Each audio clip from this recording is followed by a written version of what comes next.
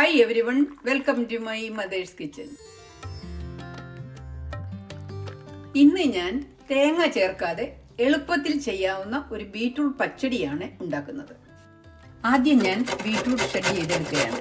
ഈ ബീറ്റ്റൂട്ട് പച്ചടിയുടെ ഒരു പ്രധാന ടിപ്പ്, ബീറ്റ്റൂട്ട് കനം കുറച്ചരിഞ്ഞെടുക്കുകയോ അല്ലെങ്കിൽ ഇതുപോലെ സ്വല്പം വലിപ്പമുള്ള ഗ്രേറ്ററിൽ കൂടി ചിരണ്ടിയെടുക്കുകയാണെന്ന് വരികിൽ ബീറ്റ്റൂട്ടിൽ ഒട്ടും വെള്ളം ചേർക്കാതെ വേവിച്ചെടുക്കാം. ബീറ്റ്റൂട്ട് ഷെഡ് ചെയ്തെടുത്തത് 2 കപ്പോളം ഉണ്ട്. പച്ചടി ഉണ്ടാക്കാൻ തുടങ്ങുകയാണ്. മൺചട്ടിയാണ് ഞാൻ എടുത്തിരിക്കുന്നത്.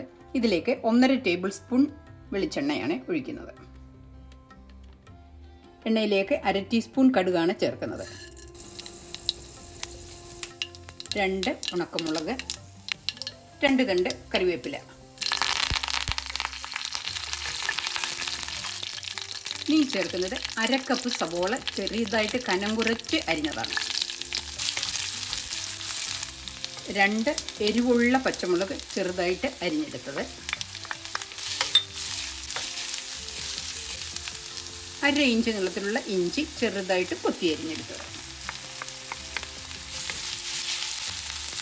3 മിനിറ്റോളം ഉള്ളി ഞാൻ വഴറ്റി. ഇനി ഇതിലേക്ക് ബീറ്റ്റൂട്ട് ഷ്രെഡ് ചെയ്തത് ചേർക്കുകയാണ്. 2 കപ്പ് ബീറ്റ്റൂട്ട് ഉണ്ട്. 1/2 ടീസ്പൂൺ ഉപ്പും കൂടി ചേർത്ത് വഴറ്റുക. ഉപ്പ് ചേർത്ത് കഴിഞ്ഞപ്പോൾ ബീറ്റ്റൂട്ടിൽ നിന്ന് നന്നായിട്ട് വെള്ളം ഇറങ്ങി വരുന്നുണ്ട്. ഈ വെള്ളത്തിൽ തന്നെ ബീറ്റ്റൂട്ട് വേകും.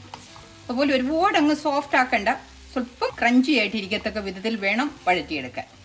ഈ ബീറ്റ്റൂട്ട് ഞാൻ ഒരു 3-4 മിനിറ്റ് വഴറ്റിയിട്ടുണ്ട്. ബീറ്റ്റൂട്ട് വെന്തിട്ടുകൊണ്ട് എന്നാൽ സ്വല്പം ക്രഞ്ചിയാണ്. ഞാൻ സ്റ്റൗ ഓഫ് ആക്കുകയാണ്. ഇനിയും ബീറ്റ്റൂട്ട് തണുത്തിട്ട് വേണം ഇതിൽ തൈര് ചേർക്കാൻ. ബീറ്റ്റൂട്ട് ഇരുന്ന് തണുക്കുന്ന നേരത്തെ ഞാൻ തൈര് അടിച്ചെടുക്കുകയാണ്.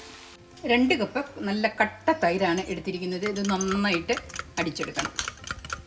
ബീറ്റ്റൂട്ട് തണുത്തു, തൈര് ചേർക്കുകയാണ്.